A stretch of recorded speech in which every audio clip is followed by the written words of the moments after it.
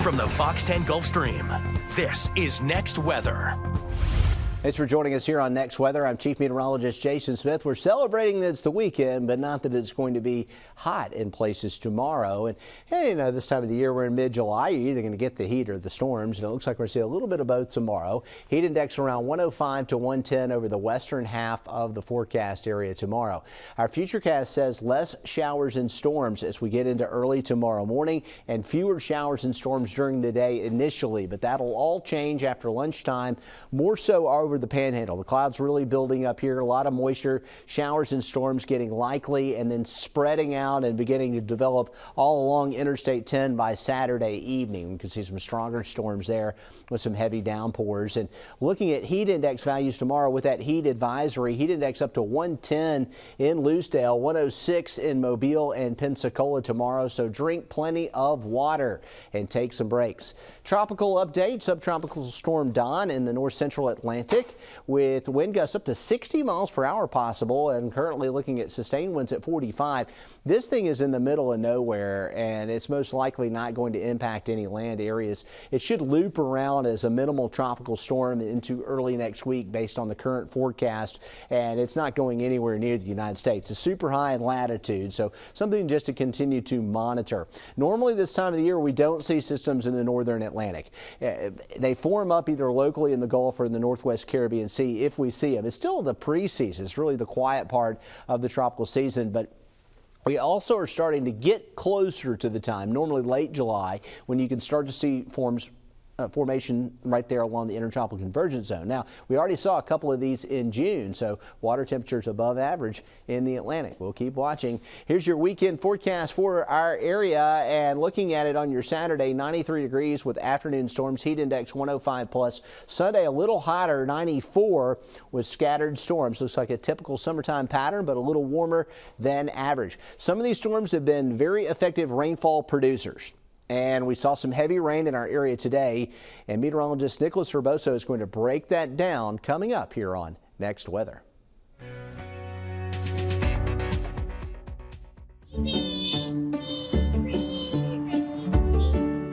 I play? Sure, but you need to bring your own truck. That's not a problem.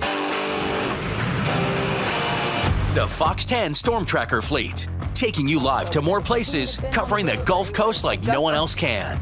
Unrivaled experience, unparalleled severe weather coverage. I think I need a bigger sandbox.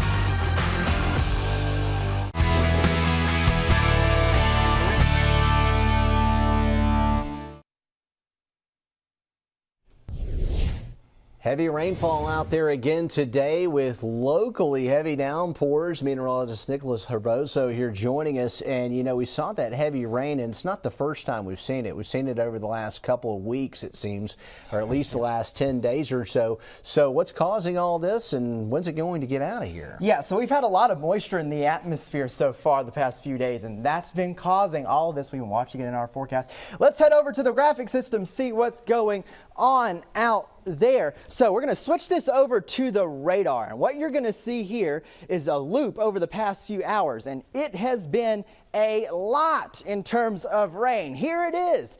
Looking at that, look over the Florida Panhandle. Plenty of stuff going on there. Now, in the water vapor imagery, this is moisture in the upper levels of the atmosphere. Take a look at it. You can even see the brighter greens there. We had this little disturbance right here that moved through our area. That helped cause some of these showers and storms. Another thing that we've been dealing with, high available moisture in the atmosphere. We call it precipitable water. Essentially, what can the atmosphere wring out? And this is the forecast over the next couple days, and you see these bright orange colors. That's a high, extreme level of moisture in the atmosphere, and you can see it around here sticking with us through the weekend. So it looks like we could have more showers and storms for the weekend. I want to break down the radar for today, and this was at 9 a.m. and look in the Florida Panhandle, all these heavy rain showers.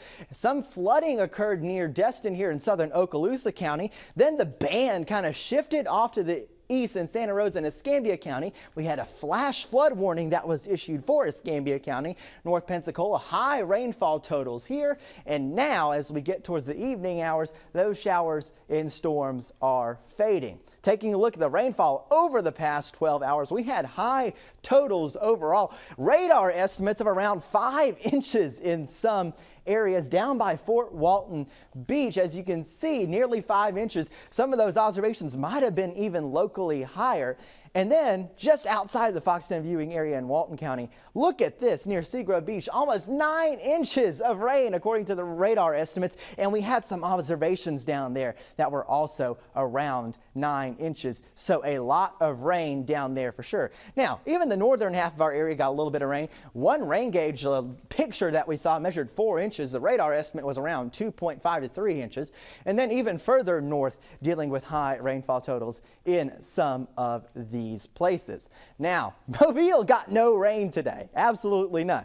But Pensacola got a record for rainfall today. The old record was in 1881 of 2.24 inches. Now we're at 2.57 inches. So a long time daily record for rainfall broken there. Just happened to be that a summertime thunderstorm was there to break it.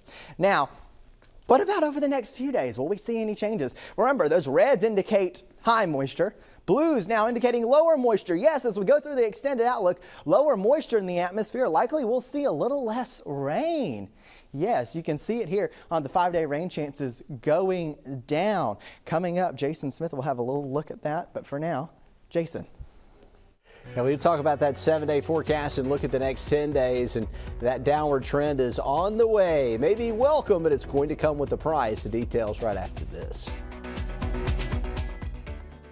New to the FOX10 weather app, your 24-hour radar forecast. Be the first to see how precipitation is going to affect your plants across the Gulf Coast. Detailed hour by hour. The 24-hour radar forecast on the FOX10 weather app. Plus the latest breaking news with the FOX10 News app. Got him both. Stay alert with FOX10. Prime time is FOX10 time. The latest on the night's top stories are first on FOX10 News at 9. Wrap up your day informed and ready for the morning.